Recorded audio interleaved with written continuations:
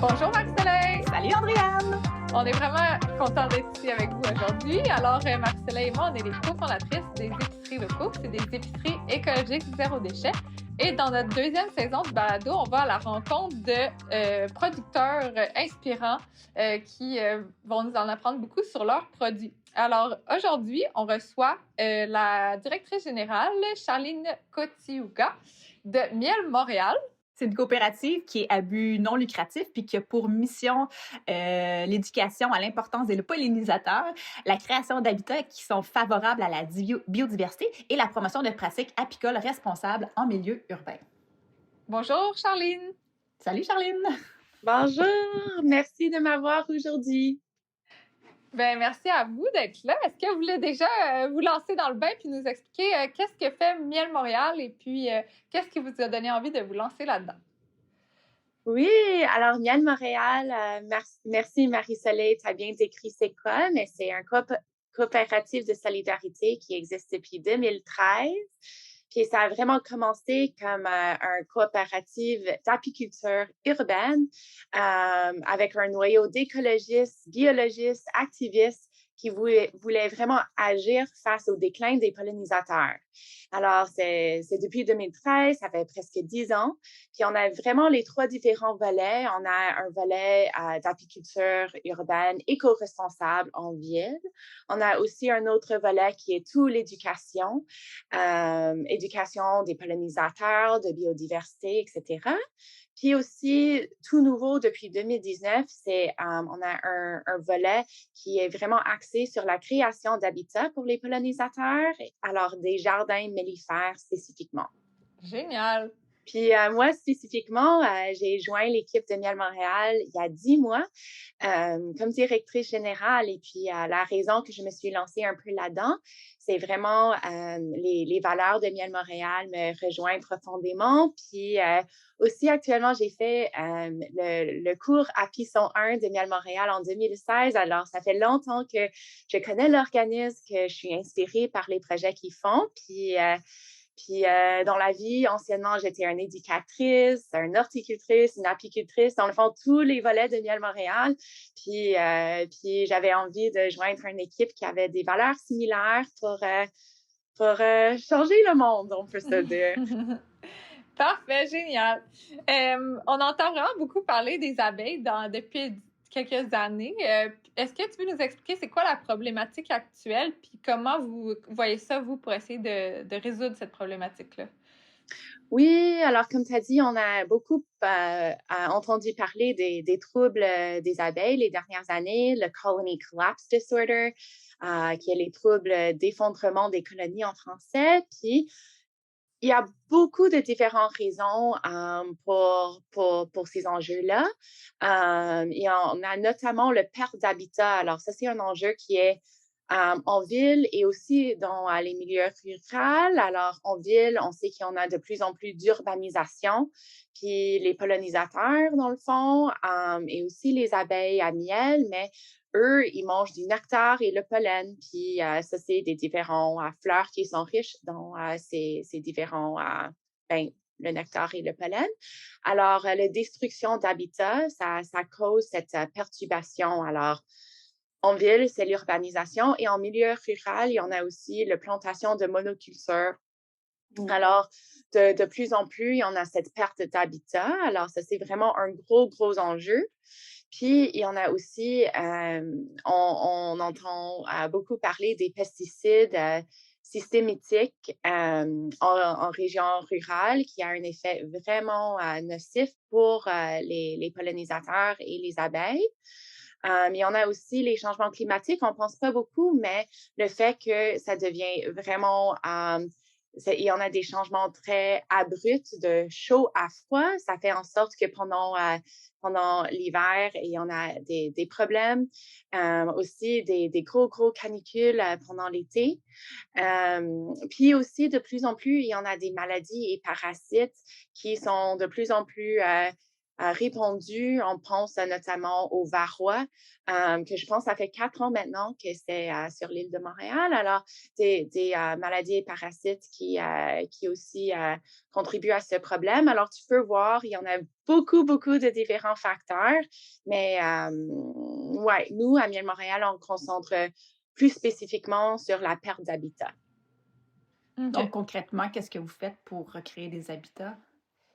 Oui, alors c'est ça, en 2019, on a vraiment creusé cette problématique des pollinisateurs, puis on a réalisé que le perte d'habitat était vraiment un problème instrumental et que, dans le fond, on s'est lancé dans la création d'habitats mellifères en ville. Alors, nous, on cible de vraiment faire un réseau de jardins, de faire des jardins connectés pour vraiment offrir du nectar et pollen pour les abeilles à miel, mais aussi pour les autres pollinisateurs qu'on pense un peu moins souvent, comme les bourdons, comme les papillons, comme les colibris, etc., qui sont aussi extrêmement instrumentales dans tout notre écosystème. Alors, c'est vraiment dans cette optique-là qu'on s'est lancé dans nos services mellifères qui maintenant fait le plus gros partie de nos services à Miel Montréal. Puis, dans le fond, en parlant avec votre collègue aussi, tu sais, il m'a dit qu'en même temps, c'est important de trouver l'équilibre parce que si vous mettiez des ruches partout, ça serait pas mieux non plus. Fait que ça, j'aimais ça quand même comme approche. Est-ce que vous pouvez nous expliquer pourquoi c'est pas mieux puis comment vous trouvez l'équilibre là-dedans? Oui, oui. Alors, il y a environ 10 ans que c'était vraiment en vogue pour dire l'apiculture urbaine égale problème pour le trouble d'effondrement des colonies. Mais ce qu'on a réalisé à Miel Montréal, c'est que ça répond pas vraiment au problème. Dans le fond, nos pollinisateurs et les abeilles à miel, ils ont tous les deux besoin du nectar et pollen. Et puis, si on rajoute de plus en plus d'abeilles à miel en ville, mais c'est un espèce d'élevage, puis ils font compétition avec les pollinisateurs indigènes. Alors, c'est dans le fond, c'est comme introduire un panda, tu vois, dans un tel écosystème. Alors, c'est vraiment important pour nous. Je pense à les chiffres de ruches. En 2011, c'était quelque chose comme une dizaine de ruches. Puis maintenant, 10 ans plus tard, c'est plus que 2000 ruches sur l'île de Montréal.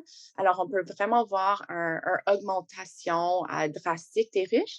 Puis si les gens ne mettent pas des ressources disponibles pour ces abeilles, ça fait en sorte qu'il y en a une grosse compétition. Alors, nous, à Miel Montréal, on a vraiment décidé d'avoir juste une cinquantaine de ruches, alors pas beaucoup du tout, avec une vocation éducative et puis de centrer vraiment la plupart de nos activités sur la création d'habitats pour les abeilles à miel, mais aussi pour les pollinisateurs. Fait que vous auriez pu vous appeler Mielifère Montréal. Mais en fait, on est dans un processus de changement de nom. Ah oui, bon! Oui, parce qu'on a réalisé que Miel Montréal, mais oui, on a commencé comme un coop d'apiculteurs, mais de plus en plus, c'est les services horticoles qui prennent ampleur. Alors, on cherche justement ce bon nom pour démontrer tout ce qu'on fait. Montréalifière.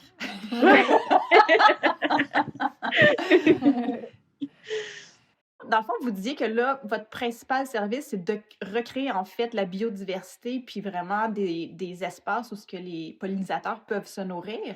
Est-ce que vous avez vraiment une carte qui répertorie en fait tous les jardins mellifères en ville, puis qu'on peut voir les connexions, puis vraiment voir, comme tu disais, les chemins qui sont le fait que c'est pas découpé, puis que ces chemins-là se rejoignent?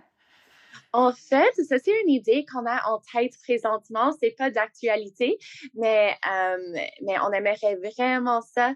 Alors, 2020, c'était notre année pilote de lancement des services horticoles. Puis l'année dernière, ça a vraiment pris l'ampleur. Alors, on peut dire que l'année 2022, c'est notre deuxième grosse année de horticulture. Alors, justement, on se disait que ça serait vraiment génial de mettre sur un map toutes nos réalisations et aussi dans le futur, inciter les gens de contribuer, peut-être avoir, ça c'est des rêves qui ne sont pas actuellement à jour, mais peut-être qu'ils pourraient avoir comme un genre de certification, qui pourraient eux aussi faire des jardins, des oasis pour les pollinisateurs, qui pourraient le mettre sur le map aussi. Alors, c'est vraiment une bonne idée, puis c'est un peu comme ça qu'on s'aligne aussi. Génial. Puis, pour revenir sur les ruches, avant d'aller dans le volet plus éducatif, quand vous faites la récolte du miel et tout pour que vos abeilles restent en bonne santé et tout, comment vous y prenez, admettons? Comment faire la récolte de miel? C'est vraiment une bonne question. Alors, la récolte de miel est faite 2 fois par année. C'est fait en juillet et aussi septembre. Des fois, si ton colonie est vraiment faible au printemps, mais là, tu peux aussi juste faire une récolte en début septembre. Alors, ce qu'on peut dire en apiculture, c'est qu'il y en a 1000 façons de faire et on a autant de manières de faire qu'il y en a des apiculteurs. Mais nous, à Miel Montréal, on a des pratiques qu'on trouve vraiment éco-responsables et qu'on a des grandes lignes qu'on établit. Comment extraire le miel? Mais c'est sûr que on doit faire attention aux abeilles. Alors, on peut mettre je ne sais pas le mot en français, mais un genre de truc qu'on peut mettre dans les ruches qui peut faire une division entre, on peut mettre tous les cadres de miel dans le hose un peu plus haut, puis on met le diviseur entre la colonie en bas. Puis dans le fond, les abeilles, à fur et à mesure, ils rentrent, c'est comme un maze qu'ils font pour descendre dans le bas. Alors, quand on utilise ce objet-là, mais là, on peut faire en sorte qu'on peut juste enlever les cadres de miel, tout la hausse à miel, sans avoir des abeilles là-dedans. Alors, c'est vraiment super pratique. Puis après ça, on peut désoperculer. Alors, on peut enlever un petit couche de cire qui est sur tous les cadres. Puis là, on a un extracteur qui est un centrifuge, justement, qui enlève le miel des cadres. Et puis c'est comme ça qu'on a le miel. Génial. Puis, il n'y a pas, je pense que j'avais entendu après, comme l'abeille, dans le fond, c'est ce qu'elle aurait mangé l'hiver, que là, il faut remplacer. Est-ce que ça, c'est. Qu'est-ce qui est fait pour ça?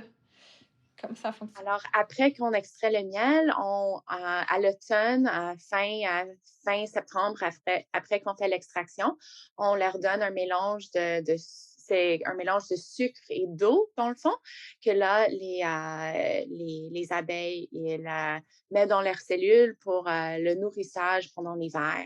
Alors, comme ça le remplace. Et puis, comme ça, en printemps, ils sont prêts pour une autre année.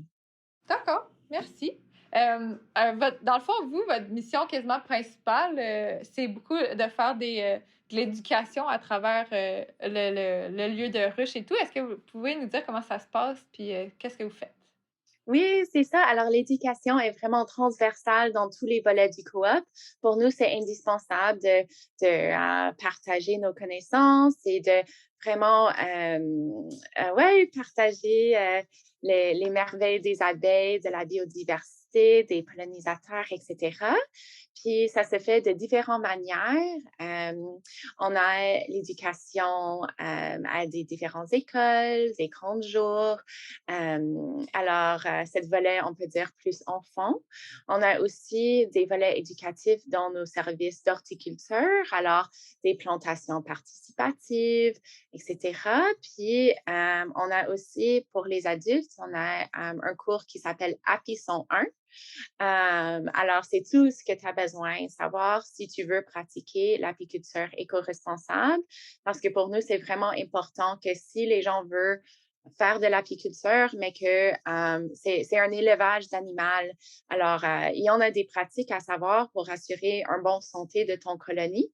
Alors, c'est un cours que maintenant que c'est le COVID, c'est offert en ligne. C'est un 21 heures de cours qui te donne vraiment les basics. Puis aussi, en apiculture, on offre des ouvertures de ruches ponctuelles pour que les gens peuvent voir les merveilles des abeilles. Puis pour nous, ces ouvertures de ruches sont aussi une occasion parfaite pour parler des enjeux des abeilles en ville, aussi des déclins des pollinisateurs, etc. Alors pour nous, les ruches sont vraiment un vecteur de mobilisation. Génial. Marcella, est-ce qu'on fait la question du public? Oui, Si je peux oui. juste rajouter une dernière chose, pour l'éducation aussi cette année, pour la première année, on lance aussi Mellifère 101, qui est un cours sur les basics, comment faire ton propre jardin. Alors, ça, c'est offert avec le collège Aronsick cette année. Alors, si jamais ça intéresse les gens de comment ils pourraient faire leur propre jardin mellifère, mais ça, c'est une option. OK, parfait. Puis les gens, dans le fond, on mettra le lien, dans le fond, en bas de la balado si les gens veulent aller s'inscrire. Puis oui, on a reçu une question du public, puis ça concernait en fait l'usage des néonicotinoïdes et le fait que Santé Canada finalement a jugé que c'était un risque acceptable puis qu'il les a pas interdits.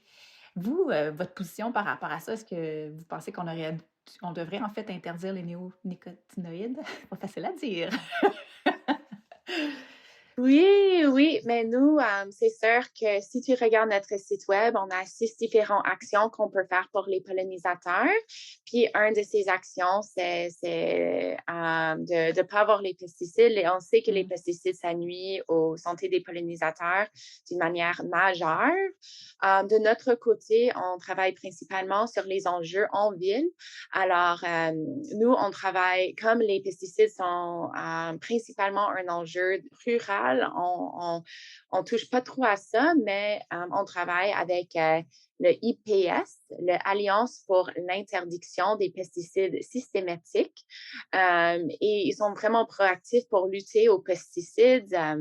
Ils font du lobbying au gouvernement à ce sujet. Puis, je dirais qu'ils sont vraiment une référence à Québec pour ça. Alors, nous, pour ces enjeux qui touchent plus à ça, on dit aux gens de les contacter, d'impliquer avec eux. OK, parfait. Puis vous avez dit qu'il y a 6 actions. C'est quoi les 5 autres actions?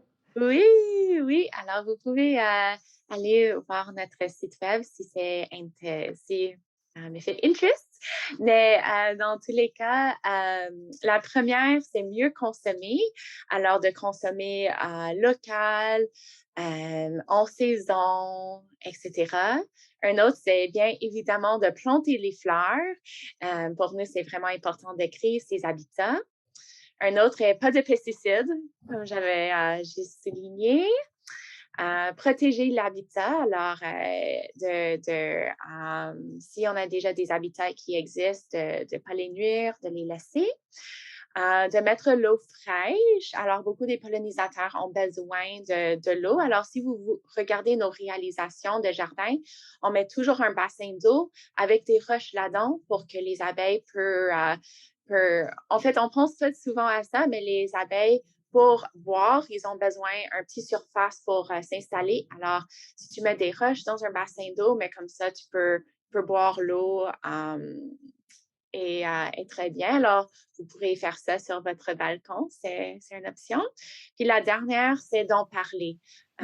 Beaucoup de gens pensent encore qu'une manière de sauver les abeilles, c'est de mettre plus, mais nous, on veut vraiment démystifier ce discours pour dire que oui, il y en a les déclins des pollinisateurs, spécifiquement l'abeille à miel, entre autres, mais il y a beaucoup de différentes raisons. C'est une situation vraiment complexe et il y en a des actions concrètes qu'on peut faire pour éviter cela.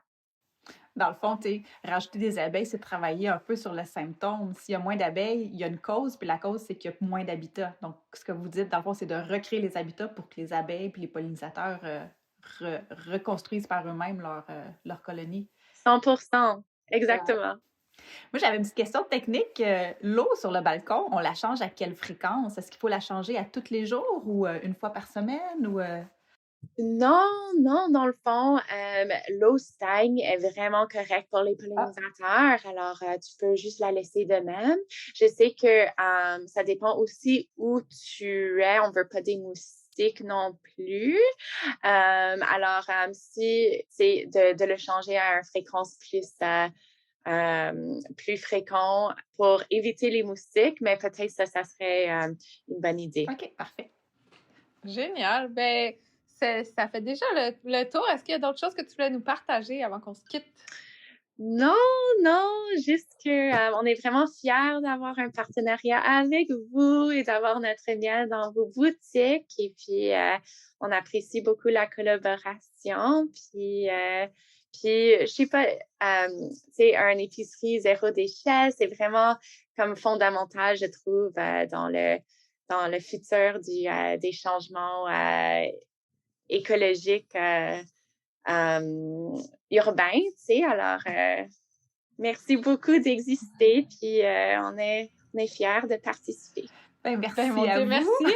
Merci beaucoup parce que, oui, effectivement, c'est tout nouveau depuis quelques mois. En fait, on va vendre de manière exclusive toutes les miels de Miel Montréal parce que c'est ça, ils ont des récoltes qui conviennent parfaitement à nos épiceries. Puis en plus, ça leur permet de se concentrer de plus en plus sur l'éducation et les autres volets de l'entreprise. Alors, on a les miels, vous pouvez venir goûter au Miel Montréal en pot à l'épicerie, puis nous ramener le pot quand vous voulez. Il va être utilisé avec grande joie. Et puis, on peut en avoir aussi en vrac éventuellement. Alors, voilà, du beau miel pour ceux qui en veulent.